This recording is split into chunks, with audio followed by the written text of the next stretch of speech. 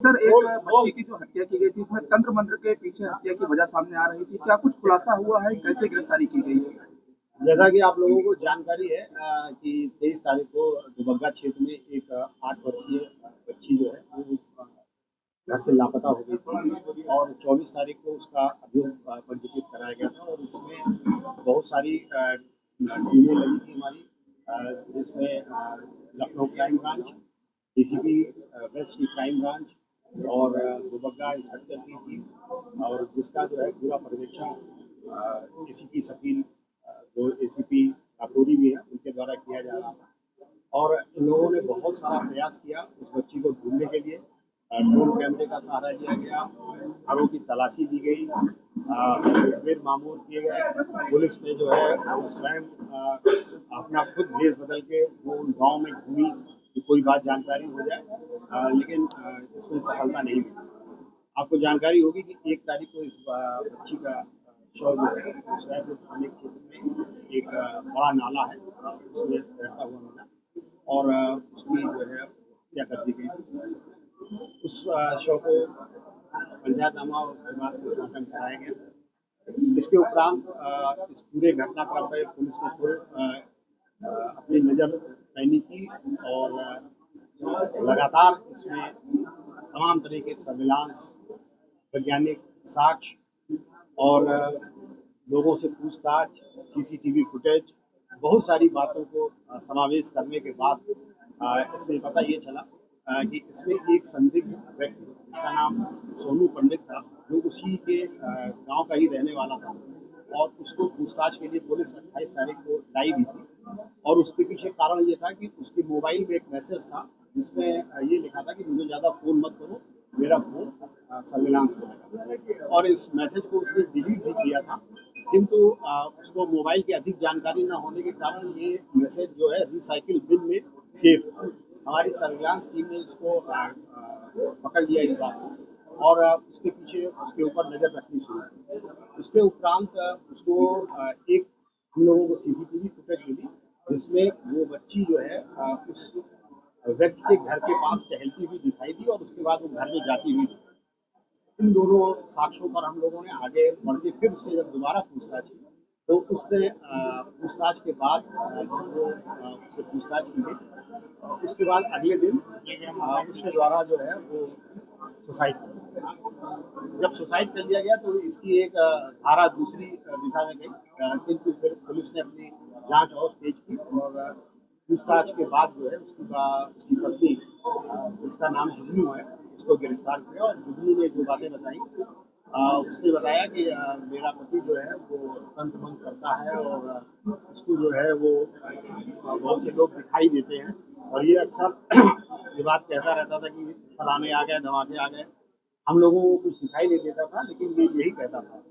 इसके अलावा उसने ये भी बताया कि 3 साल पहले एक बाबा के चक्कर में भी ये आया था और तभी से ये बातें वो करने लगा। और इसके उपरांत जिस दिन ये घटना हुई है उस दिन वो बच्ची जो है वो सब्जी बेचने आई थी। जब वो आ गई तो उसको इसने घर में बुलाया और तब ये जुगनू जो है वो चाय बना रही थी और उसको कहा कि भाई ये सब्जी ले लो, तो उसने कहा सब्जी नहीं लेनी है, तुम चाय पी लो आज।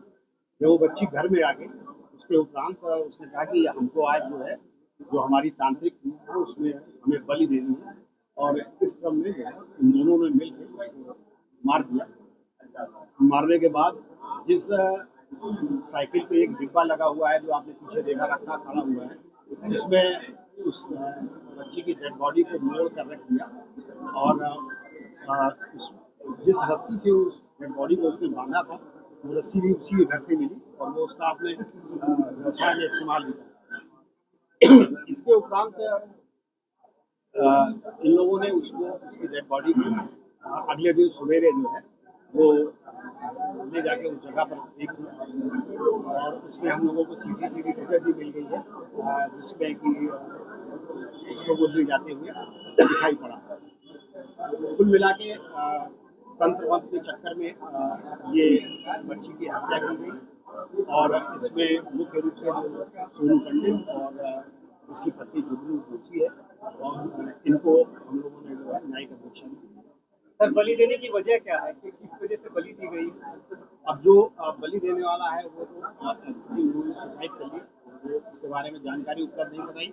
लेकिन जो इसकी पत्नी से पूछताछ की गई तो उसने कहा बताया कि उसके ऊपर एकदम से वो उत्तेजित हो जाता था और कहता था मुझे बलि चाहिए या इस तरह की बात बताई गई।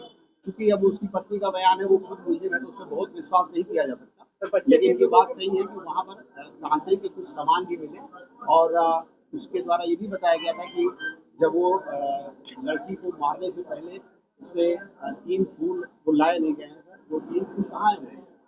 वो फूल है रखे हुए हैं, उसको उसने लौंग डाली और लड़की की जो है वो पूजा की और पूजा करने के बाद जो है इससे पहले भी ये कोई घटना कर चुका था ऐसी, या पहली बार इसने ऐसी घटना की? अभी तक और कोई घटना ऐसी प्रकाश में नहीं आई, क्योंकि वो है नहीं इस दुनिया में, तो उससे सर सवाल ये आता है कि जब ये हत्या करने के बाद वो लेकर के कुछ किलोमीटर की दूरी पर गया है, तो दूरी पर आखिरकार वहाँ पर जो अगर बात की जाए तो पुलिस जो चेकिंग करती है, चेकिंग के दौरान भी किसी तरह की कोई जानकारी नहीं लग पाई।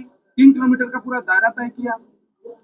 अब ये घटना उसने सवेरे 7 बजे की थी और इसको वो हाईवे से लेके गया था।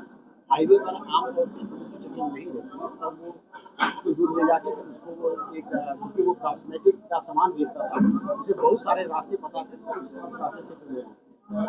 तो सर इसमें ये कहा जा सकता है कि जिस तरीके से जो घटना हुई है, पत्नी और इसका दोनों का रोल रहा है, बलि को लेकर के पूरी घटना की गई है।